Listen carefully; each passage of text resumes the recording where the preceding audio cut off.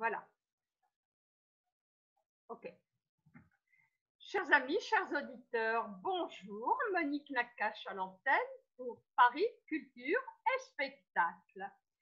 Alors aujourd'hui, en ces veilles de fête de Ticherie, donc nous allons beaucoup, j'espère, les uns et les autres, lire et pratiquer l'hébreu. Et je vais donner la parole à une pédagogue qui vraiment me fait découvrir et redécouvrir la facilité, entre guillemets, de l'apprentissage de l'hébreu. Je parle de Fabienne Bergman, à qui je dis Boker Tov, Fabienne. Boker Tov, Monique. יש לי שמחה גדולה להמשיך לדבר עברית עמך.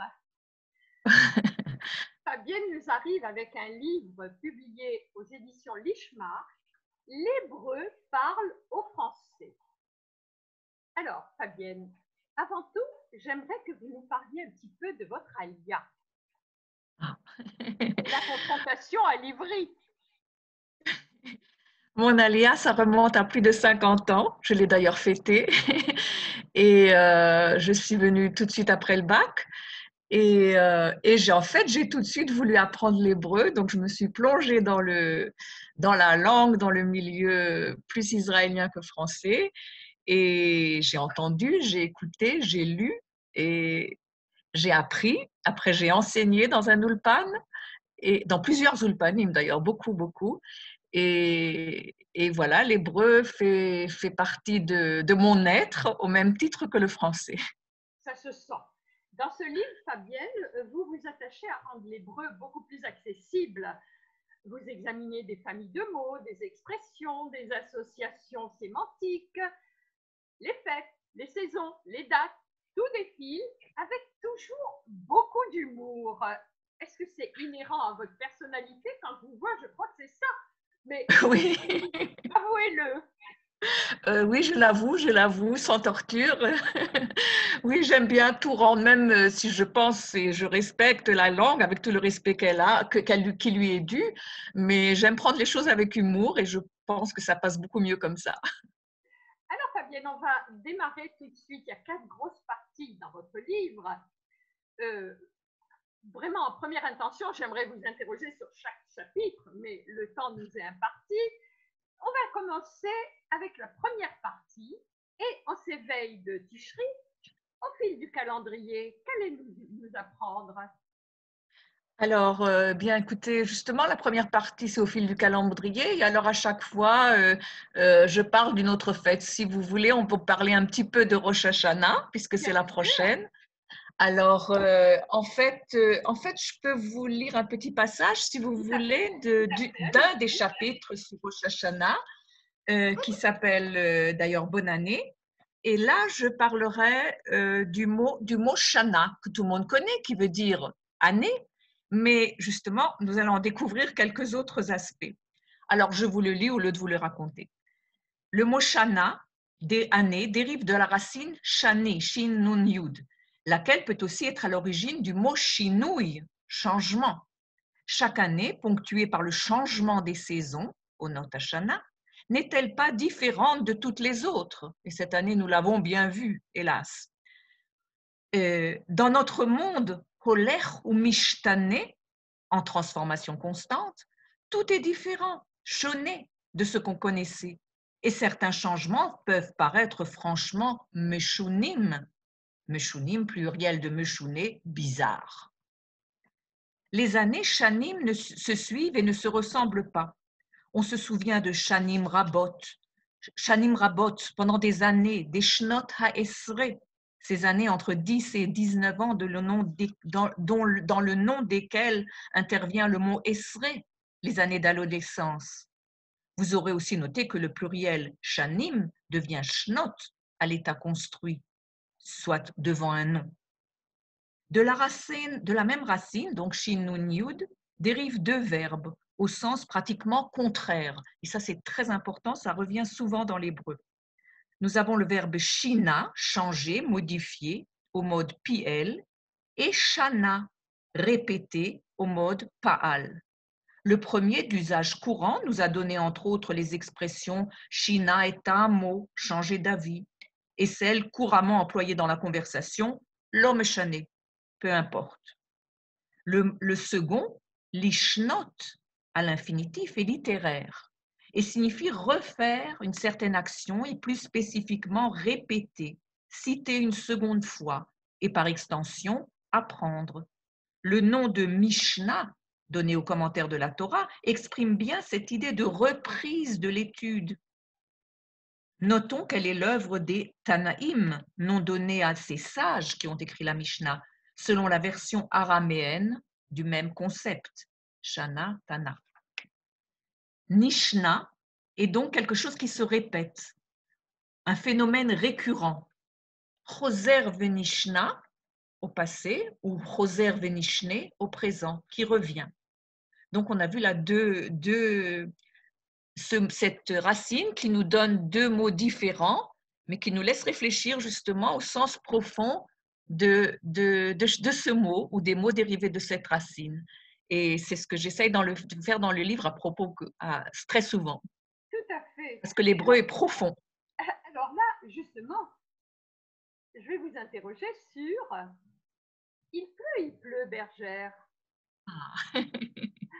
Alors, vous allez déjà à la saison des pluies. Ici, nous sommes encore je suis à Jérusalem et nous sommes encore en pleine chaleur. Alors, il pleut, bergère. Attendez, je vais le prendre. Eh bien, justement, la pluie, comme on sait ici, est quelque chose de très apprécié. Et ce n'est pas du tout le même concept qu'on peut avoir en France. Donc, attendez, je reprends le en page 41, Fabienne. Voilà, merci. Alors, 41. Alors, eh bien là, nous sommes, donc on fait un petit saut à partir de, je vous lis un petit peu? Oui, bien sûr. C'est pour ça que je préfère faire des sauts parce que en lisant, comme on n'a qu'une demi-heure. D'accord. Voilà. Alors, à partir du 7e jour du mois de Cheshvan, et ce jusqu'au printemps, on ajoute à la prière du Shmoné Esrei la phrase Ten tal umatar livracha, donne la rosée et la pluie pour le bien. Cette bénédiction, ne devant être dite qu'une partie de l'année, figure en petits caractères dans les livres de prière, ce qui a engendré l'expression Otiot talumatar, littéralement les lettres de rosée et de pluie, pour qualifier les graphies nécessitant des lunettes de lecture. Par opposition, la une des journaux sera imprimée en lettres énormes, dites Otiot Kiddush Levana, expression inspirée de la bénédiction de la lune lue à la belle étoile, la nuit, et imprimée en gros caractères dans la cour de la synagogue pour en faciliter la lecture. La pluie, alors là, on voit l'origine de deux expressions à partir justement de l'essence de la pluie et de ce qui et de son impact sur la langue, mais aussi la pensée et la réflexion hébraïque. Après, j'énumère le nombre de pluies avec toutes les variantes. Et alors, je termine le chapitre. Comme quoi, parler de la pluie et du beau temps varie beaucoup selon les latitudes. D'ailleurs, l'expression hébraïque « ledaber al da ve'al ha », littéralement parler de ceci et de cela, ou parler de choses et d'autres, n'a aucune connotation atmosphérique. C'est qu'en terre d'Israël, on ne badine pas avec la pluie. Bravo. Et donc, justement, puisqu'on parle de pluie, donc c'est la période Sukkot, on arrive à l'étrog et Ushpizim. Alors, quelle page? Alors, les Ushpizim, je crois que c'est... Je n'ai pas noté. Oui, ça c'est un... Attendez, je vais regarder aussi.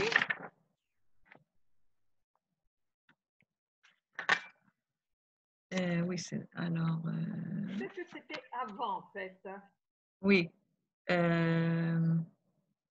Quand vous passez des cabanes au téléphone portable. Voilà, 37, voilà.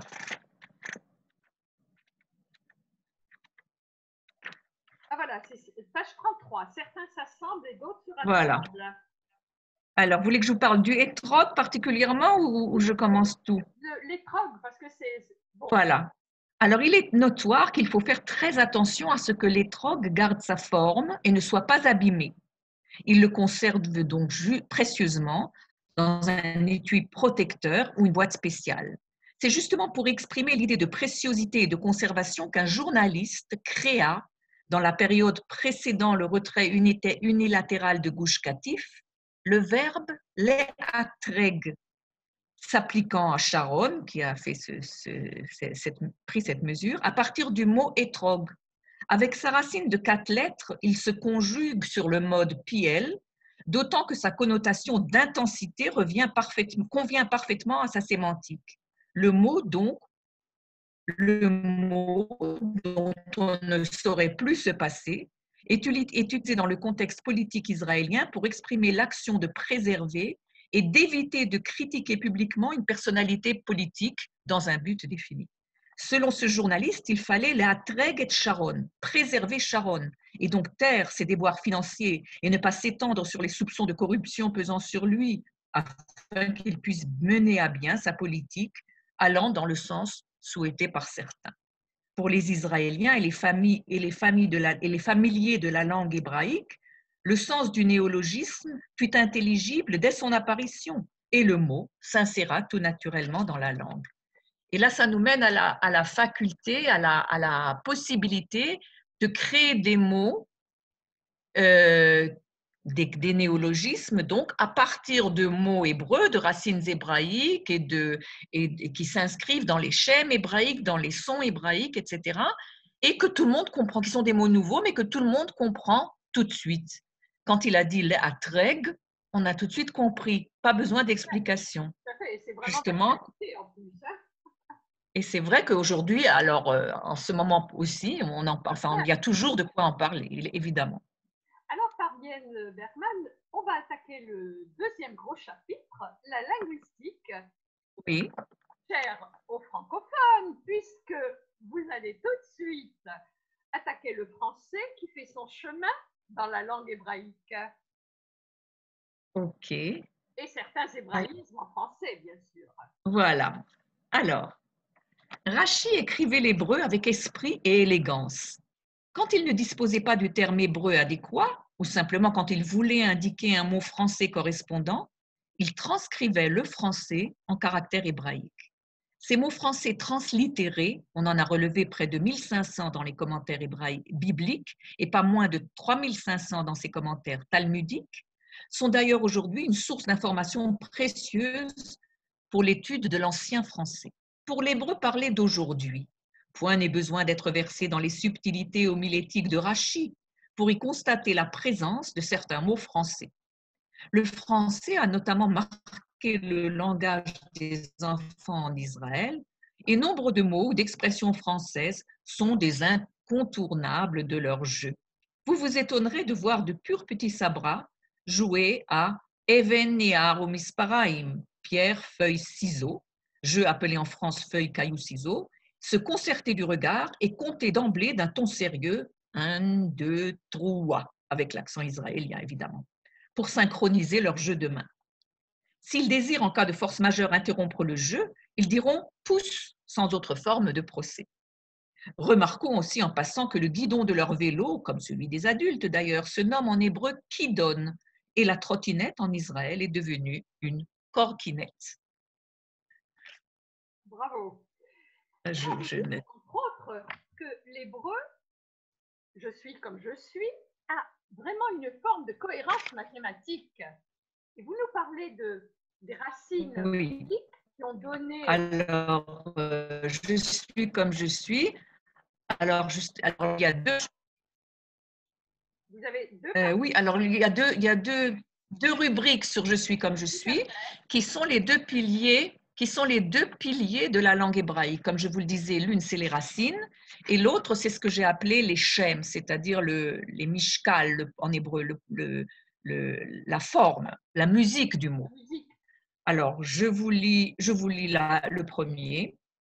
La logique interne de la langue hébraïque est tout autre que celle de la langue de Voltaire.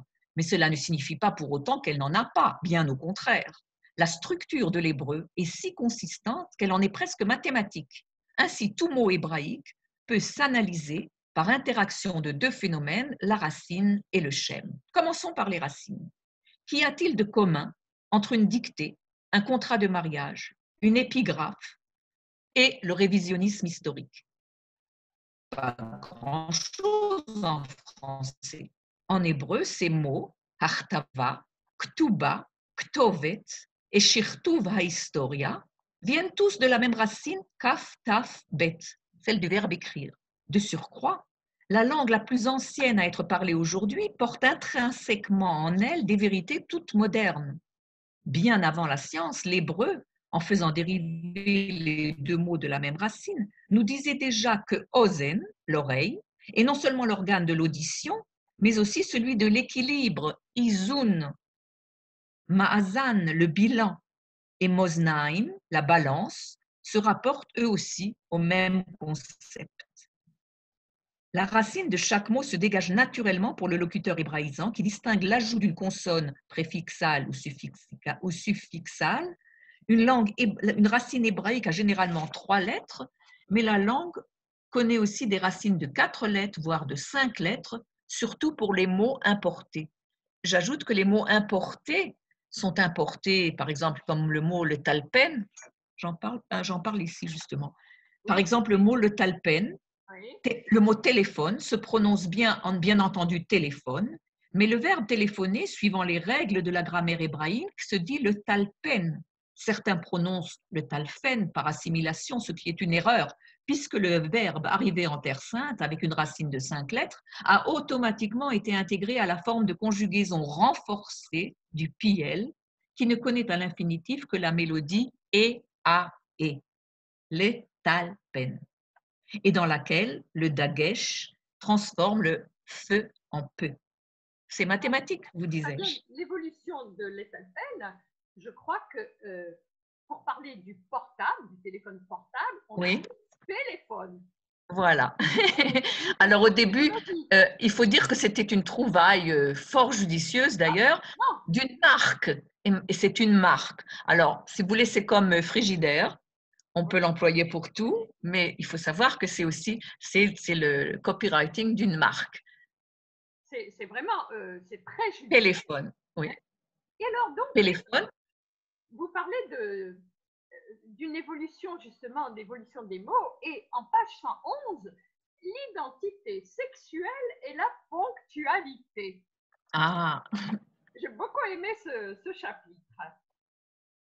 alors, l'identité. Alors, une étude psychologique faite sur des enfants élevés dans différentes langues montre que les enfants qui grandissent dans une langue où il existe une différenciation entre masculin et féminin font plutôt que ceux élevés dans une langue où celle-ci n'existe pas la distinction entre les sexes. Par ailleurs, les enfants grandissant dans une langue où il existe plusieurs temps pour désigner le passé ou le futur sont plus précoces dans l'acquisition de la notion de temps que ceux qui grandissent dans une langue où ce genre de nuance n'existe pas. En anglais, l'adjectif est invariable, quel que soit le genre du nom qui l'accompagne, et la deuxième personne du pronom personnel reste invariablement you. Les conjugaisons, par contre, sont nombreuses. Le français, qui d'une part comporte 11 temps différents pour le passé et 2 pour le futur, et qui d'autre part accorde l'adjectif en genre et en nombre au nom qu'il qualifie, semblerait prédisposer ses locuteurs à la ponctualité et à la courtoisie. En hébreu, non seulement les adjectifs, mais également les chiffres, les pronoms en général et le pronom personnel à la deuxième personne en particulier, tout s'accorde en genre et en nombre. Je me souviens avoir travaillé avec un Anglais qui s'adressait uniformément à tous ses collègues par le même ata, pronom personnel masculin singulier, froid et impersonnel. J'avais le sentiment qu'il ignorait délibérément ma personnalité.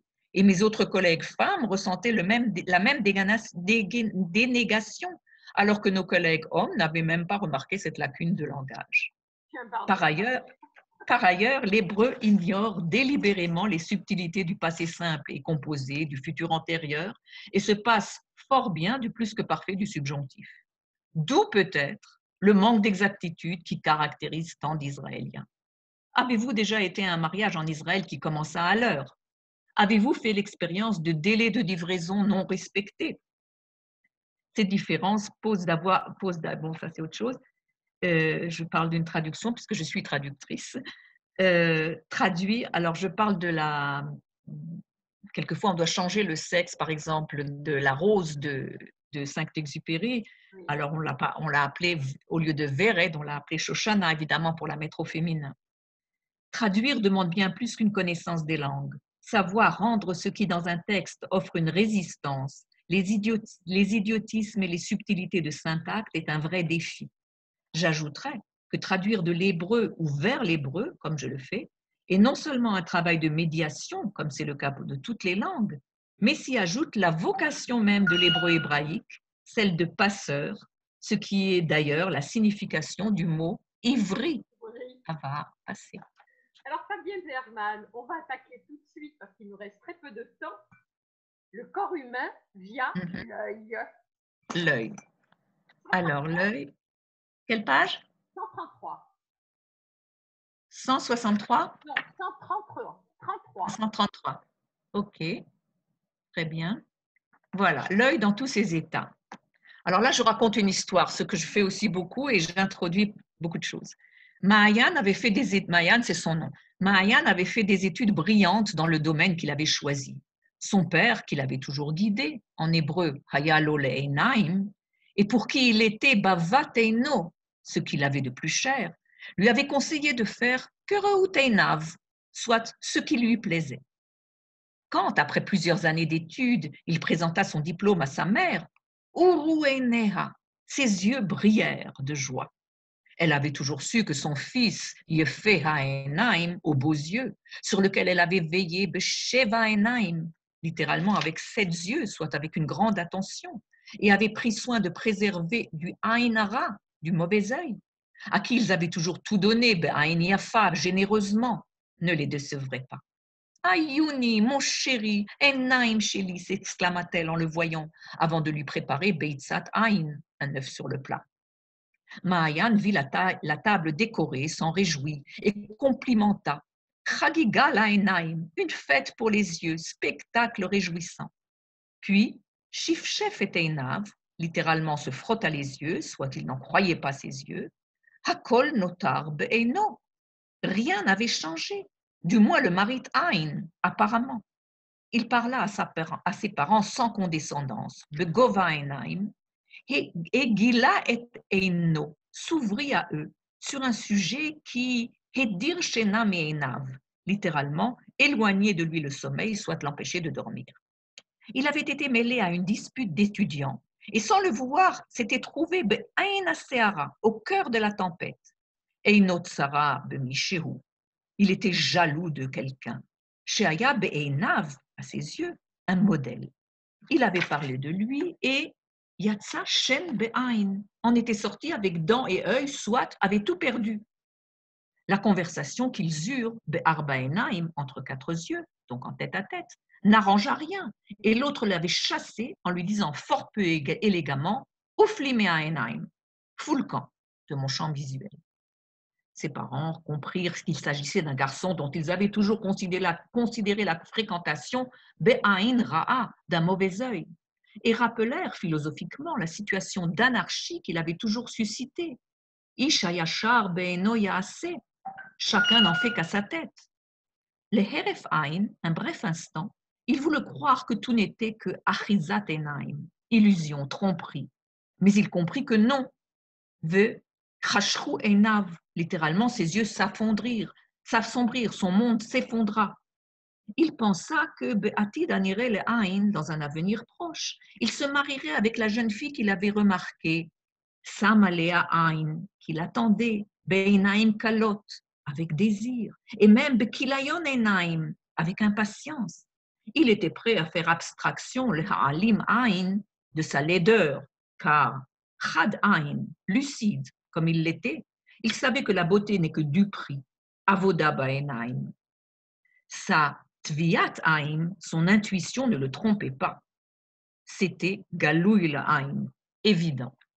Merci Fabienne Bergman. Je rappelle votre livre qui se lit vraiment comme un roman, qui est très agréable.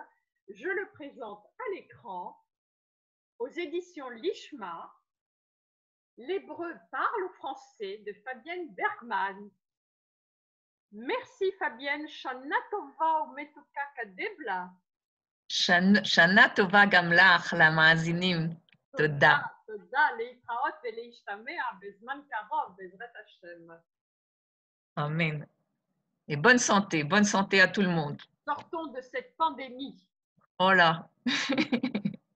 Vous savez que l'hébreu n'a pas créé de mots à dessein pour ce.